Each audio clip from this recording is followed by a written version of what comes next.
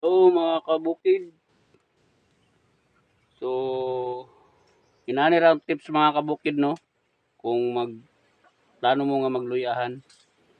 So, disclaimer lang mga kabukid dili ta hanas nga kuan na base lang sa atong experience sa atong mga kabukid. So sa kuha na experience na ko nga kinahanglan mas maayo gyud nga paturo ko na to ang atong similya no nga luya. So, nara day mga kabukid oh.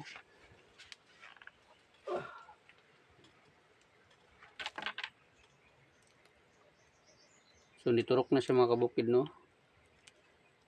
So sa mga bago sa ating YouTube channel mga kabukid, pa-like, pa-share at mag-comment lang kayo. So ganito tayo magpaano mga kabukid no, pinapatubo muna natin yung ano natin, yung similyan natin na luya. Saka natin itatanim.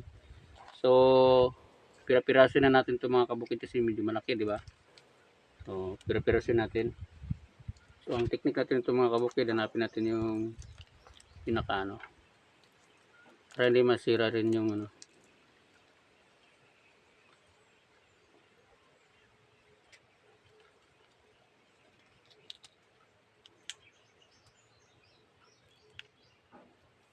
So ito na mga kabukid no, pira-pirasin natin.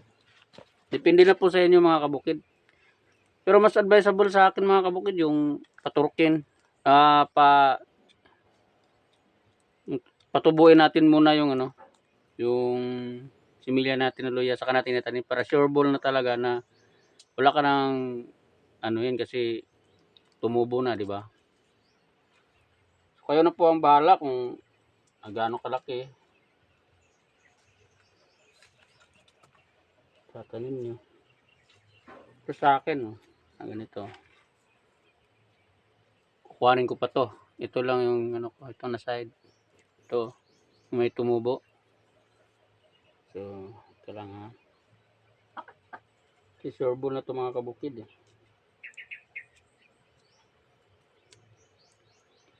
kahit ganito lang kalaki mga kabukid, basta may na tumubo na yung niya, similya natin, ilagay natin dito. Ito wala pang tubo, patubuin pa natin ulit, pero mas maigi na hiwa-hiwain na natin. Ganito kalaki so hindi pa tumubo, hiwalay lang muna natin dito sa may tumubo na.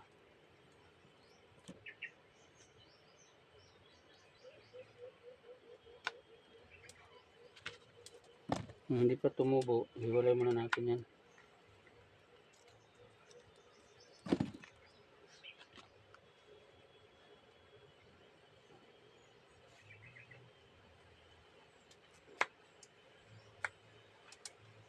Ito ganyan kalaki mga kabukid. Pwede na yan.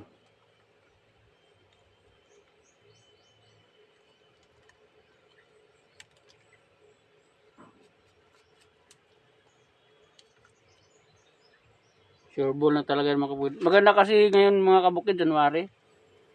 Magano na tayo kasi January, February, March, April. Pag kami, tamang-tama 4 na buwan na siya.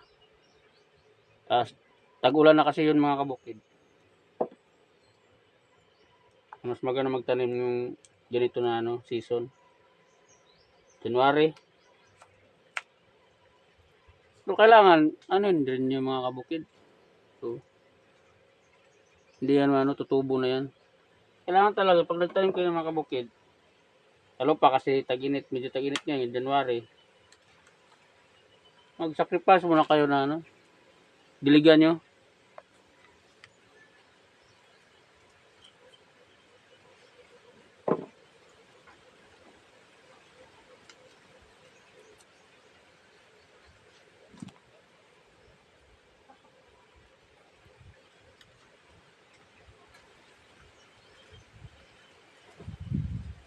Magandang klase ito na mga kabukid. Luya.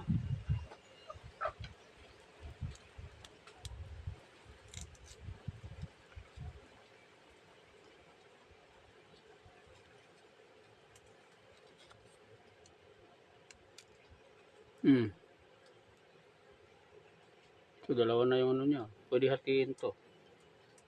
Pwede na natin hatiin ito. So, dalawa na yung tubo.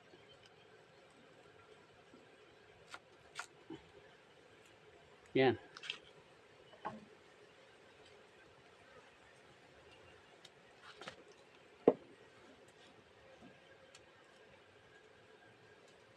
Pwede na yan.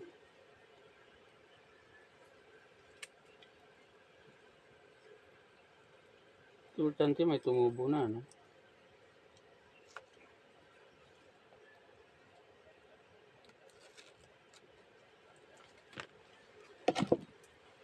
Ganito lang gawin yung mga kabukid.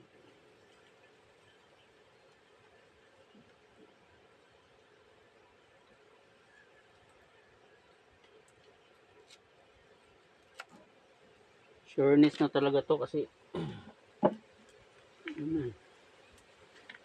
tingnan muna natin yung ano natin sinaing.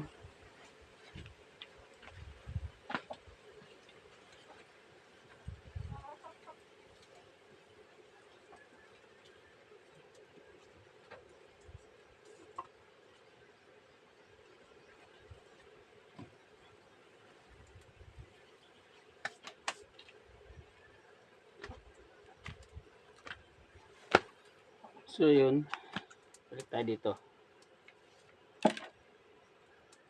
Pwede na rin to.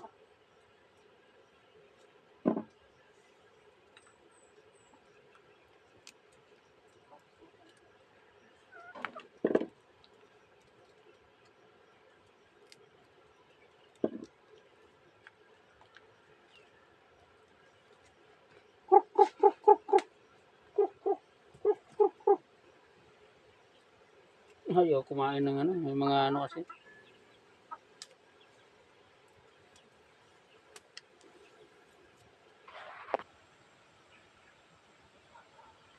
So, naraday guys. So, natapos na natin hiwain guys. Yan may mga ano na yan. May mga mata na yan. Yung iba may ano na. Tumubo na. Ganyan. Yan. So, pag italim natin yan, siguradong na mga bubuhay na talaga yan mga kabukid. Pag ganito. Ano, diba?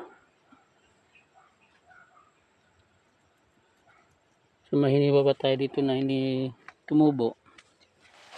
Papatubuin pa natin to. Ayun, paano pa to patubuin mga kabukid? Ang ginagawa ko, nilalagay ko to sa ano,